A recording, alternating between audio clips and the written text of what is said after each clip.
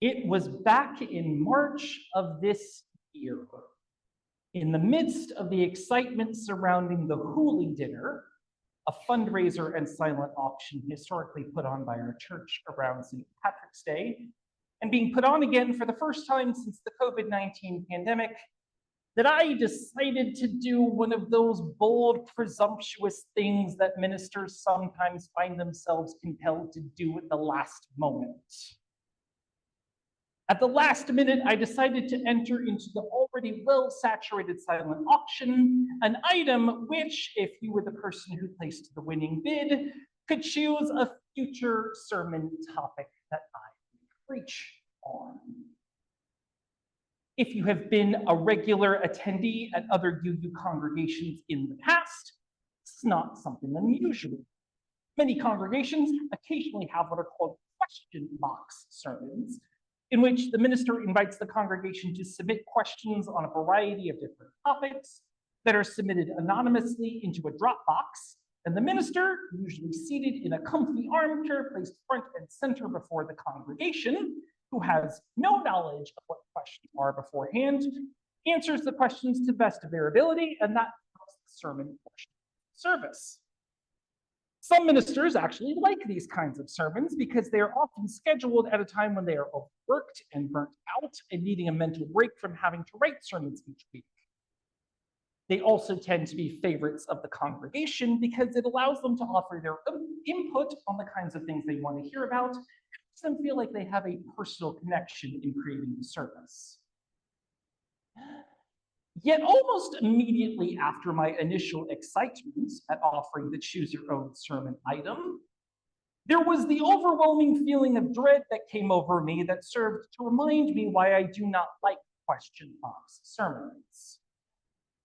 It finally and suddenly dawned on me that I have no idea what topic I can choose. While I have spent the majority of my ministerial formation and ministerial career working to achieve a certain level of confidence and competence of being able to speak on a wide variety of spiritual and theological topics, there was that 1% of concern that they would ask me something for which I did not have an answer.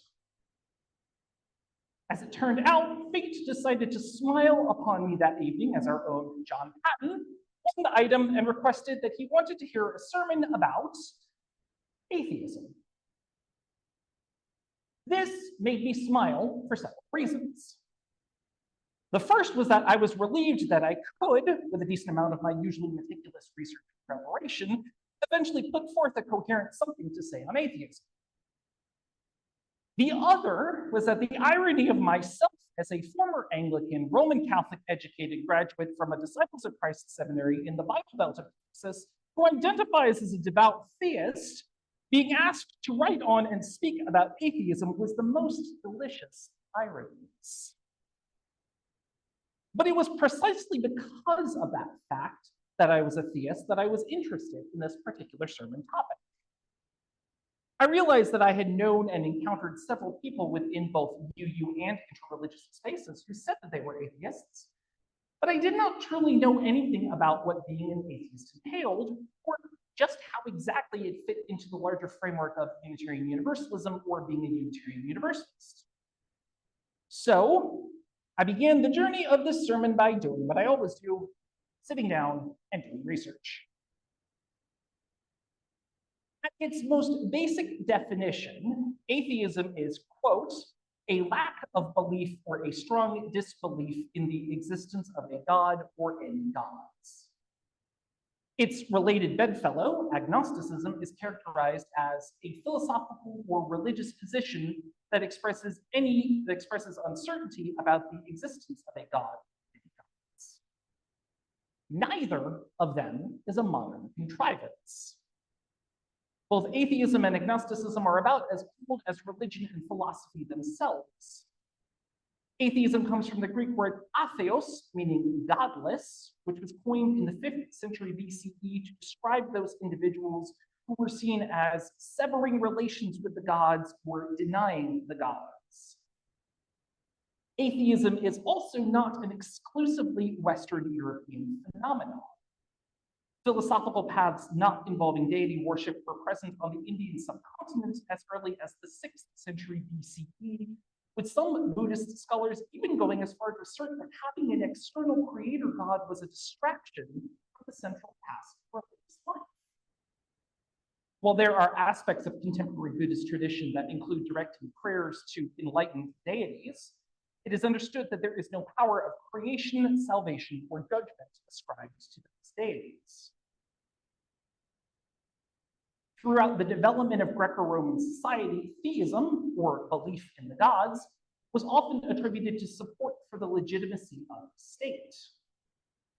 In many ways, philosophy developed as a response and a reaction to this prevailing attitude, which philosophers attempting to explain the world in terms of natural processes as they were observed in the here and now, as opposed to the intervention of any deity. Much of philosophy during this period was what would be considered today as more deism than atheism, not necessarily doubting the existence of a god or gods, but doubting that they had anything to do with intervening in human affairs. One of the key proponents of this viewpoint, Epicurus, stated that the intended goal was the achievement of a state of mind and being known as ataraxia, or the mental state of being untroubled. During the Renaissance, and especially during the Protestant Reformation, criticism of the religious establishment, both Catholic and Protestant, began to become more common, although the tone of such criticism would still be considered more deist than atheist today. Either way, questioning or having anything to do with the church was still considered highly heretical and would often result in gruesome public executions. Yet atheism continued to flourish in secret, still maintaining its origins as a rebellious response to the status quo.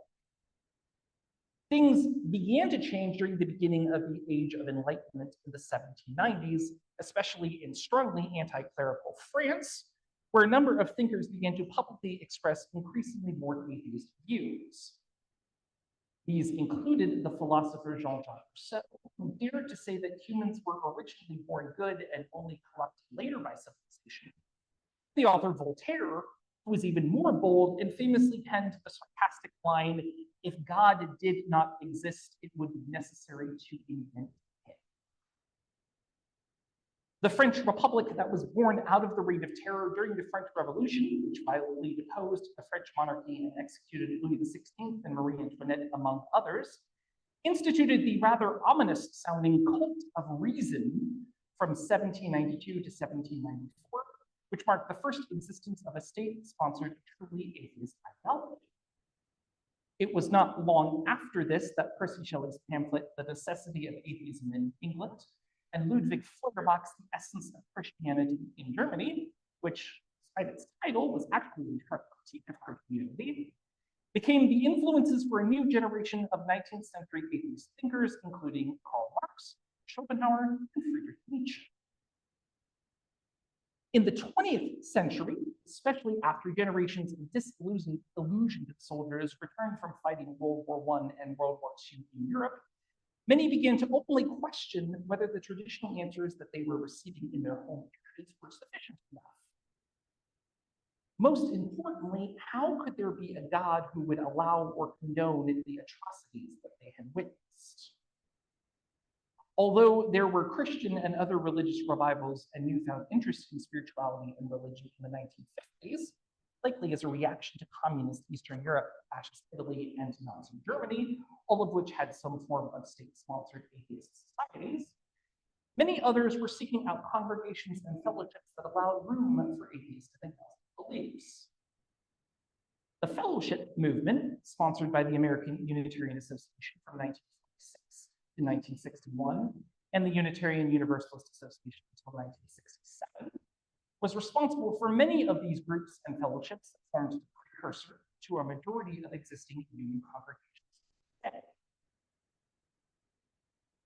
But while there may be power in saying I am an atheist, it does not truly communicate anything other than simply what one does not believe.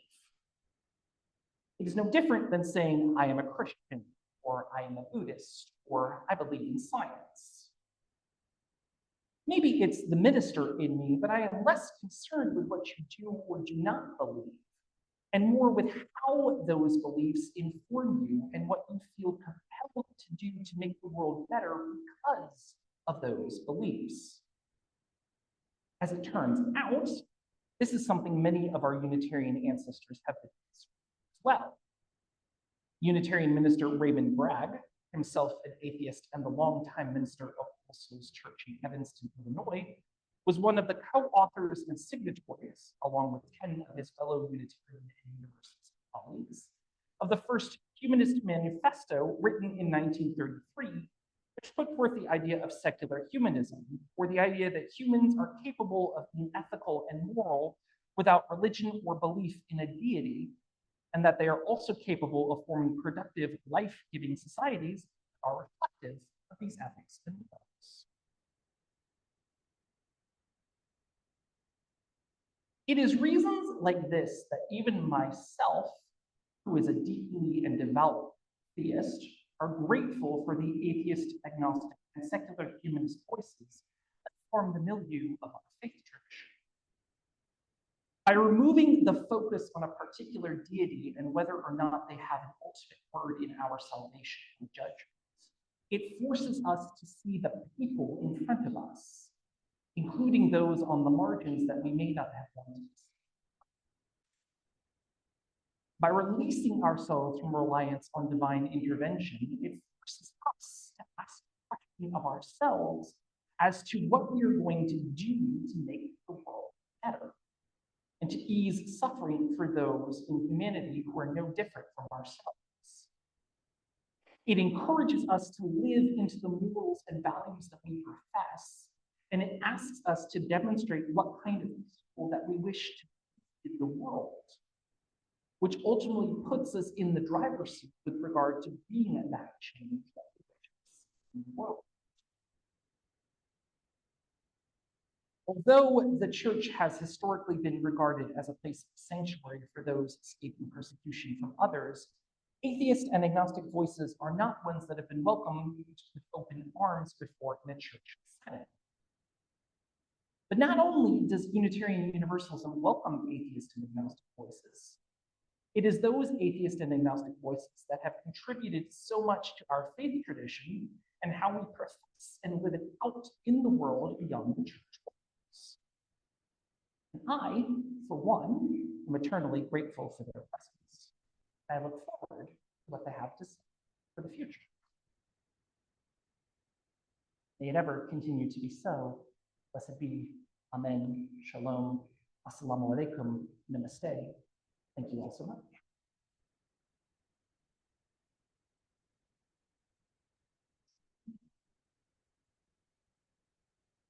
How was that, John?